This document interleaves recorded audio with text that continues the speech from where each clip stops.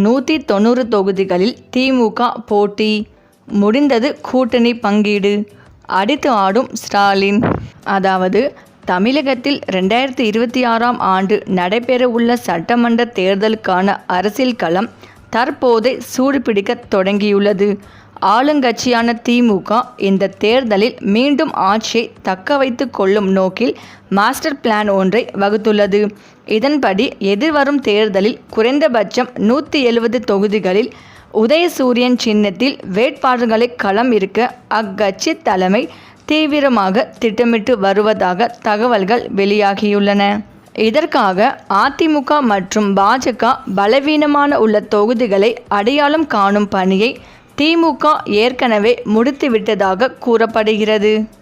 கூட்டணி கட்சிகளை பொறுத்தவரை கடந்த முறையை விட கூடுதல் தொகுதிகளை அவை எதிர்பார்க்கின்றன. காங்கிரஸ் கட்சி 40 தொகுதிகள் வரையிலும், விடுதலை சிறுத்தைகள் கட்சி 10 தொகுதிகள் வரையிலும் கோரிக்கை வைத்துள்ளன. மேலும் இந்திய கம்யூனிஸ்ட், மார்க்சிஸ்ட் கம்யூனிஸ்ட், மதிமுக, மநீம போன்ற கட்சிகளும் கூடுதல் இடங்களை எதிர்பார்க்கும் நிலையில் புதிய வரவாக தேமுதிக மற்றும் எஸ்டிபிஐ ஆகிய இரு கட்சிகளும் திமுகவுடன் பேச்சுவார்த்தையில் ஈடுபட்டு வருவதாக தெரிகிறது. இதனால் கூட்டணி கட்சிகளுக்கு தொகுதிகளை ஒதுக்கீடு செய்வதில் திமுக சற்று சவாலான சூழலை எதிர்கொண்டுள்ளது. திமுகவின் இந்த 170 தொகுதிகள் இலக்குக்கு முக்கிய காரணம் தனி பெரும்பான்மையுடன் ஆட்சி அமைப்பதற்கான பலத்தை பெறுவதே ஆகும். கடந்த 2021 சட்டமன்ற தேர்தலில் திமுக கூட்டணி கட்சிகளுடன் இணைந்து 187 தொகுதிகளில் உதயசூரியன் சின்னத்தில் போட்டியிட்டது. அதே பாணியில் இந்த முறையும் கூட்டணி கட்சிகளில் சிலவற்றை உதயசூரியன் சின்னத்திலேயே போட்டியிட வைக்க திமுக அழுத்தம் கொடுக்க வாய்ப்புள்ளது. இதன் மூலம் தனது பலத்தை உறுதிப்படுத்தி வலுவான எதிர்க்கட்சி கூட்டணியை சமாளிக்க முடியும் என்று திமுக தலைமை நம்புகிறது.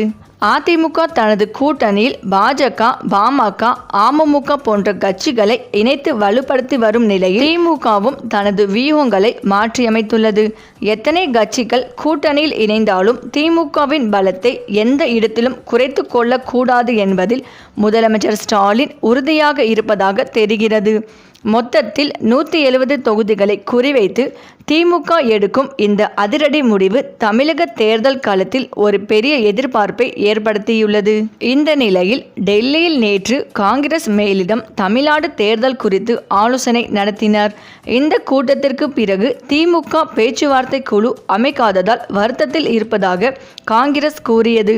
மறுபக்கம் திமுக கூட்டணியில் இடம்பெற்றுள்ள விசிகாவும் தமிழ்நாடு காங்கிரஸ் கமிட்டி தலைவர் செல்வ பெருந்தகை கடுமையாக விமர்சித்து வருகிறார்கள்.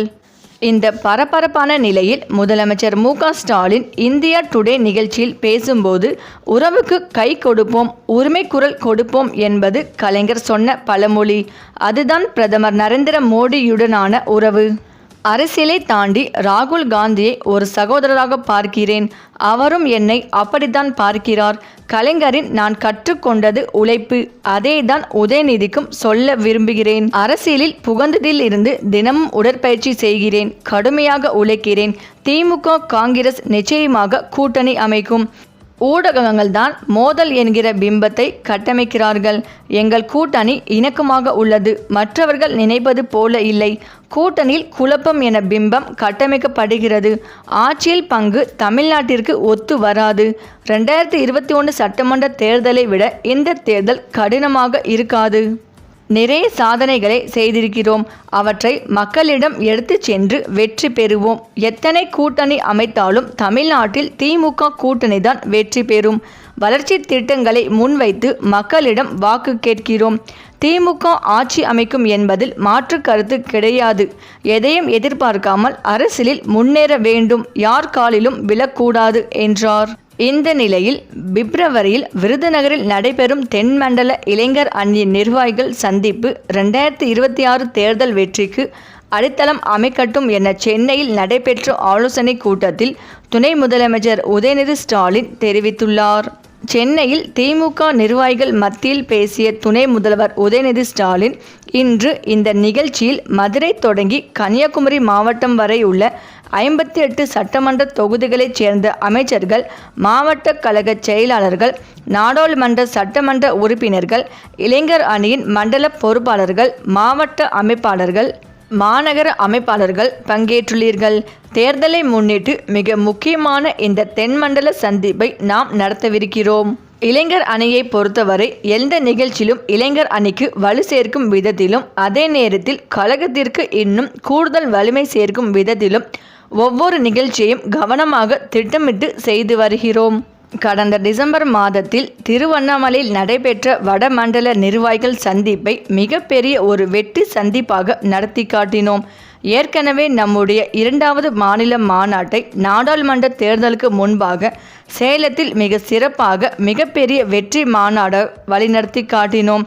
அந்த மாநாட்டின் வெற்றிக்காக இங்கு வந்துள்ள நீங்கள் ஒவ்வொருவரும் உங்களுடைய உழைப்பை 100% வழங்கியுள்ளீர்கள். இதனைத் தொடர்ந்து இளைஞர் அணியின் சார்பில் தற்போது பல்வேறு பணிகளை மேற்கொண்டு வருகிறோம். எந்த பணியாக இருந்தாலும் அது தாய்க்கழக நிர்வாகிகளின் ஆலோசனைகளை பெற்று அவர்களோடு கலந்து பேசி அவர்களின் கருத்துக்களையும் உள்வாங்கி தலைவரின் வழிகாட்டுதலின்படி ஒவ்வொரு நிகழ்ச்சியையும் நடத்தி காட்டுகிறோம். அடுத்த கட்ட பணியாக இளைஞர் அணிக்கு ஒன்றியம், நகரம், பகுதி, பேரூர், வார்டு கிளை அமைப்பாளர்கள், துணை அமைப்பாளர்கள் மற்றும் பாக அமைப்பாளர்களை இன்று அறிவித்து வருகிறோம். தமிழ்நாடு முழுவதும் ஒன்றியம் முதல் பாகம் வரை நியமனங்கள் நிறைவு பெற்ற பிறகு இளைஞர் அணியில் மட்டும் குறைந்தபட்சம் 5 லட்சம் நிர்வாகிகள் இருப்பார்கள். எந்த இயக்கத்திலும் எந்த அணிக்கும் இப்படி ஒரு சிறப்பு கிடைத்ததில்லை. குறிப்பாக இந்த தெற்கு மண்டலத்தில் உள்ள 58 தொகுதிகளில் இளைஞர் அணி நிர்வாகிகள் நியமனம் தொடர்ந்து நடைபெற்று வருகிறது. முரசொலியின் அதற்கான அறிவிப்புகள் தொடர்ந்து வந்து கொண்டிருக்கின்றன. இதுவரை 47 தொகுதிகளுக்கான அறிவிப்புகள் வெளியாகியுள்ளன. இந்த புதிய நிர்வாகிகள் எவருமே எளிதாக பரிந்துரையின் அடிப்படையில் மட்டுமே அறிவிக்கப்படவில்லை. மாவட்ட, ஒன்றிய, நகர, பகுதி, பேரூர் கழக செயலாளர்களின் பரிந்துரை பெறுகிறோம். அந்த பரிந்துரையின் அடிப்படையில் அன்பகத்தில் இருந்து ஒரு குழு அமைக்கப்பட்டு நாங்களே ஒவ்வொருவரையும் தொலைபேசியில் நேரடியாக தொடர்பு கொண்டு அவர்களின் பின்னணி, கழக ஆர்வம், கொள்கை பிடிப்பு ஆகியவற்றை சரிபார்க்கின்றோம். அதன் அடிப்படையில் அவர்களின் ஆர்வம் மற்றும் ஈடுபாட்டை கணக்கில் கொண்டுதான் தொகுதி வாரியாக அறிவிப்புகள் வெளிவருகின்றன. அவர்களை எல்லாம் ஓரிடத்தில் ஒன்று கூட செய்து 2026 சட்டமன்ற தேர்தல் பணிக்கு அவர்களை தயார் செய்வதுதான் இந்த நிர்வாகிகளின் சந்திப்பின் நோக்கம். நம் கழகத்தின் கொள்கைகளை, அரசின் சாதனைகளை உள்வாங்கி கழக பணியை வலிமையோடு செய்ய வேண்டும் என்பதே இச்சந்திப்பின் ஒரே நோக்கம்.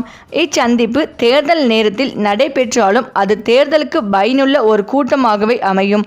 ஆனால் அது மட்டுமே நம்முடைய இலக்கல்ல. எதிர்காலத்தில் கழகத்திற்கு மேலும் பல இளைஞர்களை அழைத்து வந்து வலிமை சேர்க்கும் ஒரு பாசறை கூட்டமாக இச்சந்திப்பை நடத்த திட்டமிட்டுள்ளோம். மேலும் திருவண்ணாமலை சந்திப்பு முடிந்த பிறகு சுமார் 1 வாரம் வரை அனைத்து இயக்கங்களும் ஊடகங்களும் அச்சந்திப்பை எவ்வாறு இவ்வளவு சிறப்பாக நடத்தினார்கள், இவ்வளவு இளைஞர்கள் எவ்வாறு திரட்டினார்கள், முன்னேற்பாடுகள் எப்படி இவ்வளவு நேர்த்தியாக இருந்தன என்பதை பற்றி பேசினார்கள். எனவே இந்த முறை திருவண்ணாமலை சந்திப்பை விட மிகப்பெரிய வெற்றியை விருதுநகர் சந்திப்பில் நிகழ்த்து காட்ட வேண்டும். அதற்கு உங்களுடைய ஒத்துழைப்பும் ஆதரவும் மிக மிக அவசியம். நம்முடைய தெற்கு மண்டல இளைஞர் அணி நிர்வாகிகள் சந்திப்பில் வெற்றி 2026 சட்டமன்ற தேர்தலில் நிச்சயம் எதிரொலிக்க வேண்டும். வெல்வோம் 200, படைப்போம் வரலாறு என்றார் உதயநிதி ஸ்டாலின். சரி, இந்த வீடியோ பற்றிய உங்கள் கருத்துக்களை கமெண்ட்ல சொல்லுங்க. மேலும் இந்த வீடியோ உங்களுக்கு பிடித்திருந்தால் லைக் பண்ணுங்க, ஷேர் பண்ணுங்க, மறக்காம நம்ம சேனலை சப்ஸ்கிரைப் பண்ணிக்கோங்க. தேங்க்ஸ் ஃபார் வாட்சிங்.